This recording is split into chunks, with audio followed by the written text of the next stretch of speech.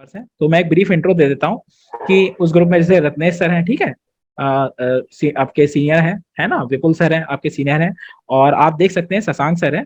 Shashank sir actually में दोस्तों, जो शशांक सर हैं, जो हम लोग की जो होता है ना, जब आप डिपार्टमेंट में आएंगे तो डिपार्टमेंट में ना तीन तरह के इन्फोर्समेंट ऑफिसर और अकाउंट ऑफिसर होते हैं। एक वो होते हैं जो डिपार्टमेंटल प्रमोटी होते हैं, एक होते हैं जो सीनियरिटी कोटे से आते हैं, तीसरे होते हैं जो डायरेक्ट आते हैं, है ना।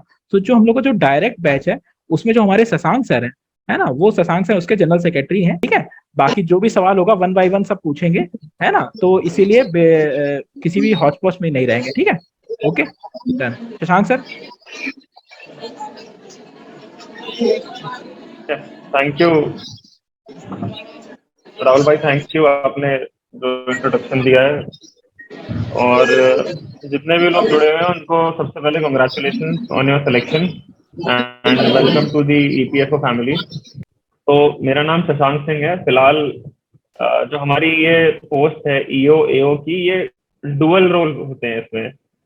जब हम ऑफिस में होते हैं तो हम अकाउंट्स ऑफिसर होते हैं, ऑफिस पोस्टिंग, डेस्क जॉब जिसे कह सकते हैं। फिर दूसरा पार्ट फील्ड जॉब वाला होता है जिसमें हम एनफोर्समेंट ऑफिसर होते हैं। मैं फिलहाल एनफोर्समेंट ऑफिसर हूँ और मेरा रीजनल ऑफिस जो है वो देहरादून है। फिलहाल मैं हरिद्वार के रुड़की एरिया का जो हूँ, उसका चार्ज मेरे पास में है। रुड़की लक्सर कुछ छोटे कस्बे हैं हरिद्वार जिले के, उत्तराखंड में। मैं फिलहाल यहाँ पे पोस्टेड हूँ। और जब हम लोग 257 लोगों का हमारा बैच आया था 2018 में, 17 के एंड 18 की बिगनिंग में, तो उससे पहले जो रिक्रूटमेंट हुआ था वो 1999 में हुआ था। और एज सच हमको, और वो लोग भी काफी लोग एपीएससी बन चुके थे, तो हमें जो डायरेक्ट रिक्रूटीज हम लोग जो होते हैं, जिन्हें हम डीआर भी बोलते हैं, हमारा जो बैच है, तो डीआर हमसे पहले बहुत ज्यादा थे नहीं जो हमें गाइड कर सकें और हमको प्रोसेस के बारे में बता सके, क्योंकि बहुत सालों तक रिक्रूटमेंट नहीं हुआ था। मतलब 1999 से आप लगा लीजिए 2017 में रिक्रूटमेंट हुआ, तो इट वाज अराउंड 18 ईयर्स। तो इतना लंबा गैप था, कोई गाइडेंस नहीं थी। तो इसी वजह से हमने सोचा कि आप लोग आएंगे तो हम लोग जरूर, जब भी ये मौका मिलेगा तो आप लोगों को गाइड करने की कोशिश करेंगे, क्योंकि बहुत सारे डाउट्स होते हैं और प्रोसेस हर ऑर्गेनाइजेशन का अलग होता है। आप लोग पहले कहीं और से भी आ रहे होंगे, कुछ लोग जॉब छोड़ के, कुछ प्राइवेट सेक्टर से, कोई पीएसयू से, कोई स्टेट गवर्नमेंट से। तो उसी के लिए आज जो है ये सेशन हमने रखा है। और अभी इन जनरल हम लोग एक आपको बेसिक टाइमलाइन, टाइम फ्रेम बताएंगे कि ऐसे ऐसे ये प्रोसेस होता है। उसके बाद आपके जो इंडिविजुअल क्वेश्चंस कुछ होंगे, कुछ कॉमन क्वेश्चंस होंगे। अब ज्यादातर क्वेश्चंस कॉमन ही होते हैं तो वो ले लेंगे, और किसी का इंडिविजुअल क्वेश्चन अगर होगा तो हम उसको भी सेकंड थर्ड हाफ, मतलब जो आगे सेशन प्रोग्रेस होगा उसमें हम ले लेंगे। तो बेसिक जो सबसे पहला टाइमलाइन में जो फर्स्ट फेज जो है वो हो चुका है, आपका रिजल्ट आ चुका है। हमें रिजल्ट आने के बाद क्या होगा, सबसे पहला आपको जो है यूपीएससी से एक ईमेल आएगा। ऑब्वियसली आप सबने यूपीएससी की वेबसाइट पर एक ईमेल आईडी अपना दिया था, उस ईमेल आईडी पे आपको आएगा कि ऐसे ऐसे रिजल्ट आ गया है और आप सेलेक्ट हो गए हैं। फर्दर प्रोसेस जो है आपको ईपीएफओ बताएगा। तो वहां पे यूपीएससी की जर्नी वहां पे एक तरह से खत्म हो जाती है। यूपीएससी आपका एक डॉजियर बनाती है। डॉजियर में बेसिकली एक फोल्डर होता है हर कैंडिडेट का अलग, उसमें आपके सारी डिटेल्स होती हैं जो आपने यूपीएससी को दी थी, चाहे वो इनिशियल रजिस्ट्रेशन एप्लीकेशन के टाइम पे या आप जब इंटरव्यू के टाइम पे गए होंगे तो छोटी छोटी टेबल्स में आपको बैठाया गया होगा। हमारे टाइम में यही हुआ था, आई गेस अभी भी ऐसा ही होता होगा। तो वहां पे आपसे डॉक्यूमेंट वेरिफिकेशन वगैरह जो हुआ था, तो डॉजियर बनता है। तो वो डॉजियर आपका जो है वो यूपीएससी ईपीएफओ को भेज देगी और काफी हद तक यूपीएससी का रोल खत्म हो जाता है। डॉजियर पहुंचने के बाद और उससे उसके बाद ईपीएफओ को जब मैटर जो है हैंड ओवर जाता है, तो ईपीएफओ अपने लेवल से सारी फॉर्मेलिटी शुरू करता है।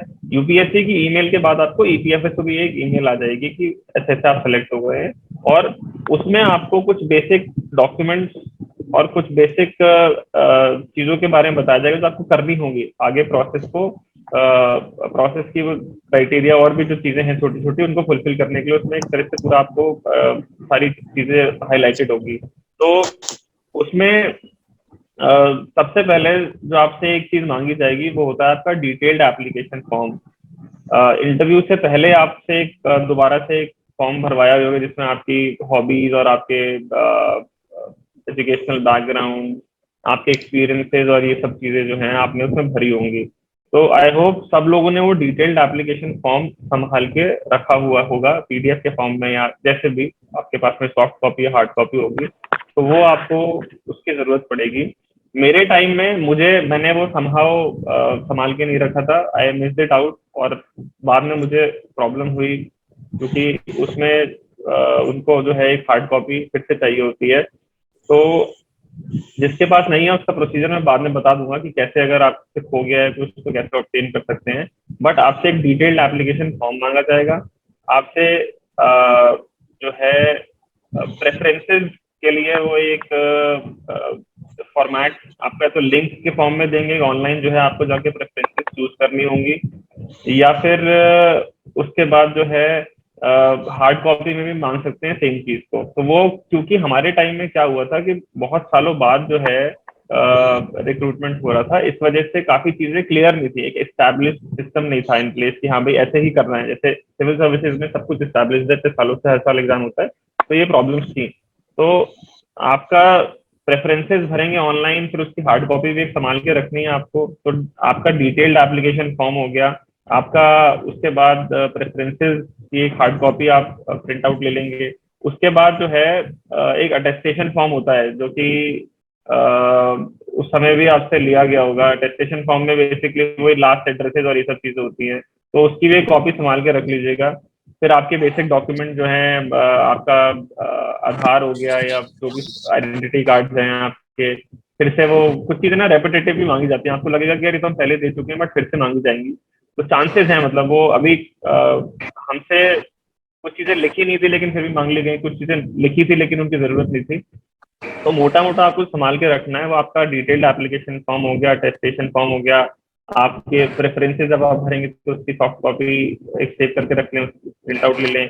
आपके एजुकेशनल सर्टिफिकेट्स हो गए, एक्सपीरियंस सर्टिफिकेट अगर कुछ आपने बताए हैं, तो ये सब चीजें आप जो है हार्ड कॉपी आपको जो है सबमिट करनी होगी, एक एनवेलप में आपको स्पीड पोस्ट से भेजनी पड़ेगी हमारे हेड ऑफिस में। ये सब करेंगे आप, उसके बाद आपको जो है एक ईमेल आएगा और प्रोबेबली कॉल भी आता है आपके, जहाँ पे आपका जो करंट एड्रेस आपने जो डाला होगा, लास्ट आपने एड्रेस जो आपने यूपीएससी में अप्लाई करते हुए जो एड्रेस डाला होगा, उसके बेसिस पे सब डिसाइड होता है कि क्योंकि सब लोग दिल्ली आके ये प्रोसेस नहीं करवा सकते, तो आपके लास्ट रेजिडेंशियल एड्रेस पे जो आपने यूपीएससी को दिया होगा उसके हिसाब से जो भी जोनल ऑफिस के अंतर्गत वो एड्रेस आता होगा, वो लोग जो है कोऑर्डिनेटिंग अथॉरिटीज होते हैं। जैसे कि अगर आप लास्ट एड्रेस आपने अगर मान लीजिए आपने डाला है झांसी का, तो झांसी के ऊपर जो जोनल ऑफिस पड़ता है वो कानपुर ऑफिस है, तो कानपुर ऑफिस को जो है ये सारा कोऑर्डिनेशन करना होगा। तो वहां से आपको कॉल भी आती है और ईमेल तो आएगा ही आएगा आपको सेंट्रलाइज की, आपको ये जो है इस डेट को आपको जो है आपका मेडिकल होना है और कहाँ पे होना है। तो गवर्नमेंट हॉस्पिटल में होता है और उसमें क्या करते हैं कि आप उस डेट को वहां पे अपने बेसिक डॉक्यूमेंट्स लेके, तो आपका रिजल्ट होता है आपका एडमिट कार्ड दिखाने के लिए, ईमेल जो आपको फर्स्ट ईमेल आएगा वो ईमेल की कॉपी आप लेके जाएंगे। वहां पे कोऑर्डिनेशन के लिए जो है एक एक या दो इन्फोर्समेंट ऑफिसर्स भी होते हैं।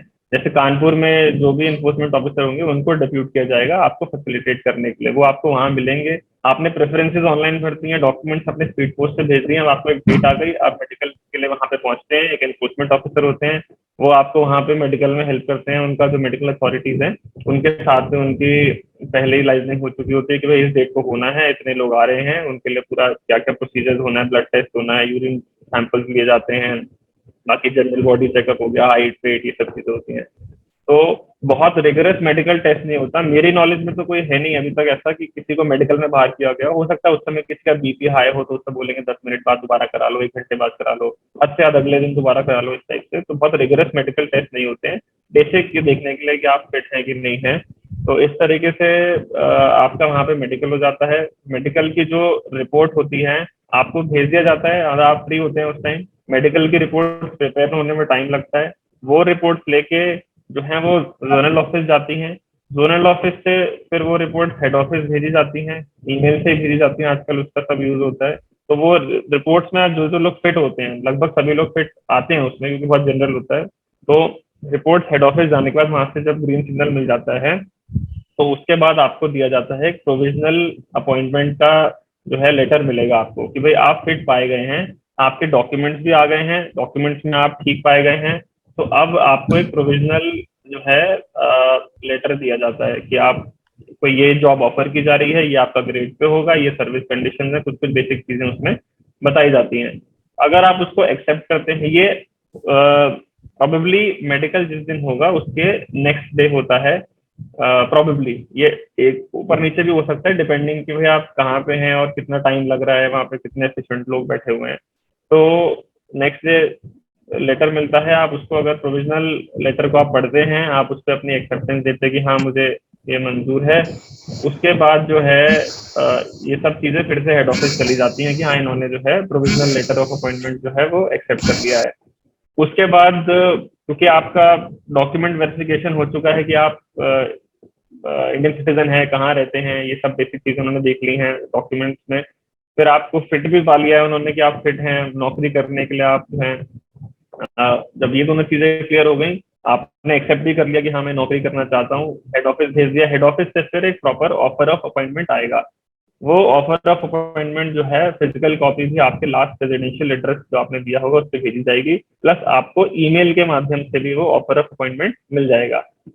ये मिलने के बाद जो है उसके बाद ट्रेनिंग का प्रोग्राम बनता है, क्योंकि आप अपनी सहमति पहले दे चुके हैं कि मैं ये जॉब करने का इच्छुक हूँ।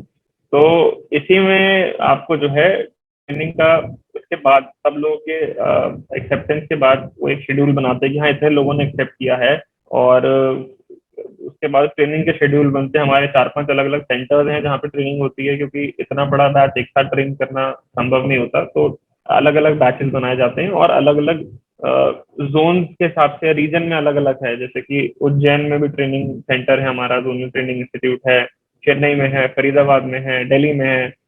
इस तरीके से अलग अलग ट्रेनिंग सेंटर्स हैं, वहाँ पे बैच वाइज आपको भेज दिया जाता है। तो उसके लिए भी एक ईमेल आता है। सब कुछ मतलब ऐसा नहीं है कि एकदम अंधा चलेगा सब कुछ, आप प्रॉपर हर चीज की अपडेट्स जो है ईमेल से आती रहेंगी। अनलेस एंड अनटिल आपने ईमेल गलत दिया है या आपके पास ईमेल का एक्सेस नहीं है, आपको सारी चीजें ईमेल से पता चलेंगी। और जहाँ पे ईमेल करने के बाद भी आप रिस्पॉन्स नहीं दे पाते हैं, तो कॉल्स भी आती हैं। मेरे साथ पर्सनली ऐसा हुआ था कि मैं किसी रीजन से कुछ मेरा कुछ कमियां थी डॉक्यूमेंट्स में, या तो मेरे को कॉल पे बकायदा उन्होंने बताया कि ऐसा ऐसा है, आप इस दिन आके ये करवा लीजिए, डॉक्यूमेंट ये रह गया या कुछ रह गया, तो आपको पूरा गाइड करते हैं। बहुत अच्छी हैंड होल्डिंग होती है डिपार्टमेंट की तरफ से एटलीस्ट इस चीज में। तो फिर ट्रेनिंग शेड्यूल दे देते हैं, आपको बता देंगे कि ये डॉक्यूमेंट्स लेके चले जाना, जिसमें कि वेरी ऑब्वियसली आपका जो अपॉइंटमेंट लेटर है, ऑफर ऑफ अपॉइंटमेंट है, वो आपको लेके जाना होगा कि हाँ हम सेलेक्ट हो गए हैं, और वहाँ ट्रेनिंग में तभी आपको वो लोग एंट्री देते हैं। तो ट्रेनिंग का जो ये शेड्यूल आने से पहले क्या होता है, कुछ लोग जो हैं वो नौकरी करना तो चाहते हैं, लेकिन उनका होता है कि हमें रिलैक्सेशन चाहिए थोड़ा सा, और कुछ एक्सटेंशन दे दीजिए, अभी हम किसी रीजन से जो है हम अभी एकदम इमिडिएटली ज्वाइन करने के लिए तैयार नहीं है। तो हो सकता है वो मेडिकल रीजन हो, या कोई पीछे की कोई नौकरी कर रहे हैं वहां छोड़ने का हो, कुछ नोटिस पीरियड का इशू हो, कुछ भी रीजन हो सकता है। तो जब आपको प्रोविजनल लेटर, जो पहला लेटर जिससे आपसे साइन कराते हैं, एक्सेप्टेंस लेते हैं, उस समय आपको जो है जोनल ऑफिस में जहाँ पे भी बुलाया जाएगा, वहां पे आपको बताना होगा कि हमारा ये रीजन है, उसके साथ कुछ सपोर्टिंग डॉक्यूमेंट्स अगर आप लगाएंगे तो बहुत अच्छा होगा, कि इस रीजन से हम लोग अभी इमिडिएटली जो है ज्वाइन नहीं कर पाएंगे, हमें 2 महीने का समय चाहिए, या हमें 1 महीने का समय चाहिए, या ये रीजन है। वो आप लिखित में देते हैं उनको, रिटर्न में। एंड वो कॉम्पिटेंट अथॉरिटी के डिस्क्रिप्शन पे होता है कि वो उसको एक्सेप्ट करना चाहते हैं नहीं, या आपके पास एक वैलिड रीजन है कि नहीं। इन मोस्ट केसेस जो है वैलिड रीजन होता है लोगों के पास में, क्योंकि इस समय नौकरियों की इतनी दरकार है कि भाई सभी चाहते हैं जल्द से जल्द जो है हमें ज्वाइनिंग मिले, काम वाम शुरू करें, सैलरी आना शुरू हो, तो वो लोग एक्सेप्ट कर लेते हैं। और कुछ लोगों को जो इमीडिएट ज्वाइन करने के लिए तैयार हैं, उनको अलग से फिल्टर आउट करते हैं। जो बाद में ज्वाइन करना चाहते हैं उन्हें एक्सटेंशन देके अलग से लिस्ट बनती है। तो जो लोग बिल्कुल रेडी होते हैं उनको पहले के बैचेज में उनका नाम आ जाता है, और वो लोग ट्रेनिंग सेंटर पे उनको जाने के लिए ईमेल दे देते हैं कि ये शेड्यूल है।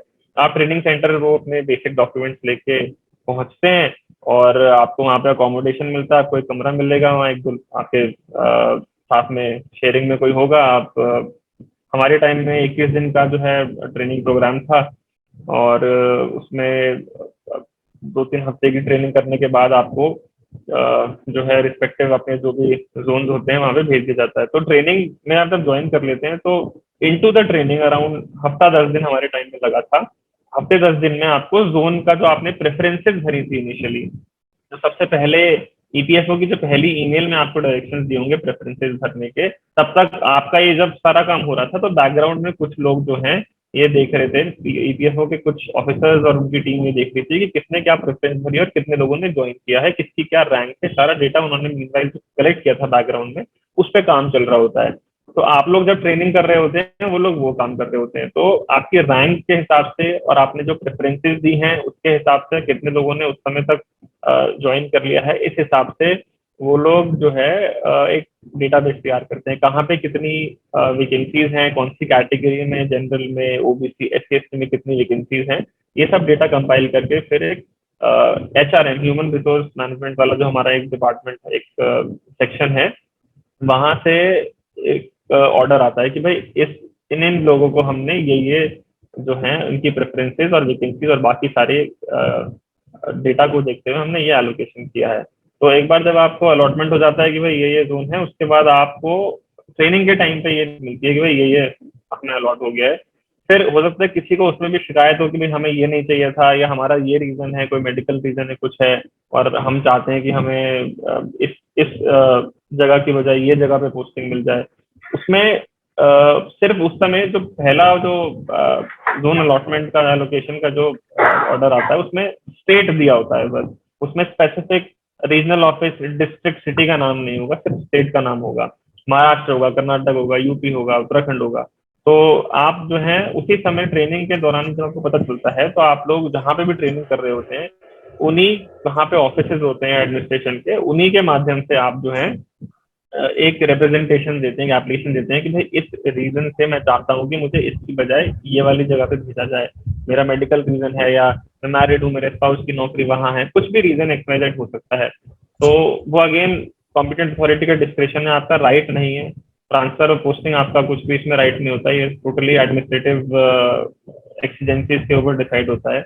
तो अगर वो कंसिडर करते हैं तो आपको लगभग एक हफ्ते में फिर बता देंगे कि भाई आपकी एप्लीकेशन कंसिडर हुई है या नहीं हुई है, और final towards the end of training, मतलब 18-20 दिन की ट्रेनिंग है, तो उसमें स्टार्टिंग के 10 दिन में तो ये ऑर्डर प्रिपेयर होता है, फिर 7-8 दिन लेते हैं, लास्ट के दिनों में जब आपकी रिलीजिंग से पहले, ट्रेनिंग खत्म होने से पहले या उस दिन ही आपको बता देंगे कि फाइनल कहाँ पे आपको भेजा जा रहा है। फिर आपको जहाँ पे जिस भी स्टेट में आपको आपका अलॉटमेंट हुआ है, आपको बता देंगे कि 2 दिन में या 3 दिन में इस डेट को आपको वहां पे, वहां का जो जोनल ऑफिस होगा वहां पे रिपोर्ट करना है। तो मान लीजिए कि जैसे मैं अपना एग्जांपल लूँ, तो मेरे को मैंने उत्तराखंड प्रेफरेंस भरी थी, रैंक ठीक थी, तो वैकेंसीज थी, तो सारी उस समय की जो प्रिवेलिंग सर्कमस्टांसेस थे मेरे फेवर में थे, तो मेरे को उत्तराखंड अलॉट हो गया। अब उत्तराखंड दिल्ली एक ही जोन है, यूके एंड दिल्ली एक सिंगल जोन है, तो उसका जोनल ऑफिस है दिल्ली में। तो मैं दिल्ली में ट्रेनिंग कर रहा था, ट्रेनिंग मेरी खत्म हुई और ट्रेनिंग के बाद 1-2 दिन का गैप मिला मुझे, उसके बाद मेरे को जोनल ऑफिस बता दिया गया था कि आपका जोनल ऑफिस ये है। मैं वहां पे पहुंचा और पहुंच के जो है हमने रिपोर्ट किया कि भाई हमें ये ऑर्डर ट्रेनिंग के टाइम पे दिया गया है, इसके बेसिस पे हम यहाँ आ गए हैं, अब आप बताइए। तो उन्होंने हमसे वो डॉक्यूमेंट्स देखे, उन्होंने कहा ठीक है आप वेट कीजिए। फिर उन्होंने उत्तराखंड के जिस जिस जिस जिस व्यक्ति को उत्तराखंड अलॉट हुआ था वो सभी वहां पे थे, दिल्ली जिनको अलॉट हुआ था वो भी वहां पे थे। फिर उसके हिसाब से उन्होंने, अब उत्तराखंड में जैसे फॉर एग्जांपल 2 ऑफिस है, रीजनल ऑफिस देहरादून और रीजनल ऑफिस हल्द्वानी। तो वहां पे उन्होंने फिर हमारी रैंक देखी, कैटेगरी देखी और हमारी खुद की जो प्रेफरेंस थी एक बार वो पूछी। उसके बेसिस पे फिर कॉम्पिटेंट अथॉरिटी जो भी है उन्होंने उत्तराखंड में फिर फर्दर डिवीजन किया कि भाई हम 4 लोग थे उस समय, तो 2 लोगों को जो है हल्द्वानी ऑफिस दिया गया, 2 लोगों को देहरादून ऑफिस दिया गया, और बता दिया गया कि 3 दिन के समय में एक लेटर दे दिया हमारे हाथ में कि 3 दिन में आपको देहरादून ऑफिस में रीजनल पीएस कमिश्नर के आगे आपको रिपोर्ट करना है।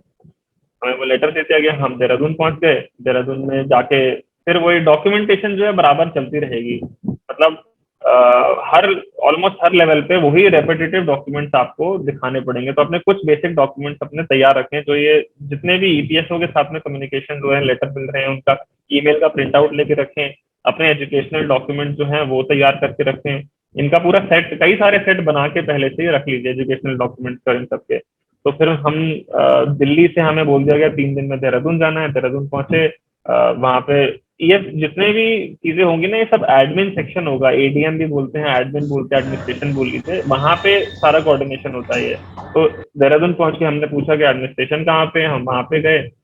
हमारे को लेटर जो मिला था उनको भी एक कॉपी पहुंच जाती है, तो वो लोग भी हमें एक्सपेक्ट कर रहे थे कि ये लोग आएंगे आज। हम 2 लोग थे, हम पहुंचे, उन्होंने हमें बिठाया, फिर वही डॉक्यूमेंटेशन बेसिक ले लिया हमसे, एक लेटर पे साइन करा लिया कि I am so selected through this exam and have hereby reported as reported for duty on this date and at this time, ऐसे करके एक बेसिक था, 2 लाइनें लिखवा के उनसे हमने उनको सबमिट कर दिया।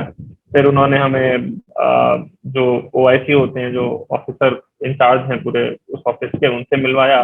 फिर वहां पे थोड़ा समय लगता है, वो लोग देखते हैं कि उनके यहाँ फिर फर्दर वो है कि ऑफिस में कौन सी ऑफिस में फर्दर सेक्शन होते हैं कि कौन सी जगह पे इनको काम देना है, क्या खाली है।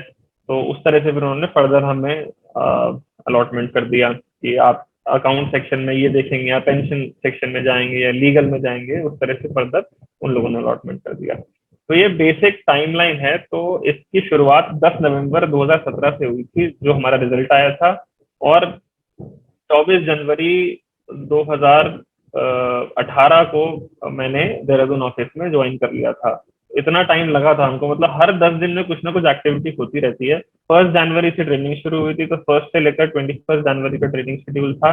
2-3 दिन में हमें ट्रेनिंग के बाद तुरंत जो है देहरादून भेज दिया गया। तो लगभग आप मान के चलिए कि जब से रिजल्ट आया है उससे 2 से 3 महीने में आप लोग फाइनली अपनी जहाँ पे आपको काम करना है उस सीट पे पहुंच जाएंगे। ये आपकी जर्नी रहेगी उस चीज की। तो अभी ये मोटा मोटा जो है ये टाइमलाइन थी पूरी। अब आई थिंक जिनके कॉमन क्वेश्चंस हैं, या तो हम चैट पे एक बार आप लोग लिख दीजिए, तो मैं उनका आंसर पहले दे देता हूँ, और उसके बाद इंडिविजुअल कुछ क्वेश्चंस होंगे तो फिर हम वो ले लेंगे। अगर क्वेश्चंस हैं तो आप चैट पे लिख लें।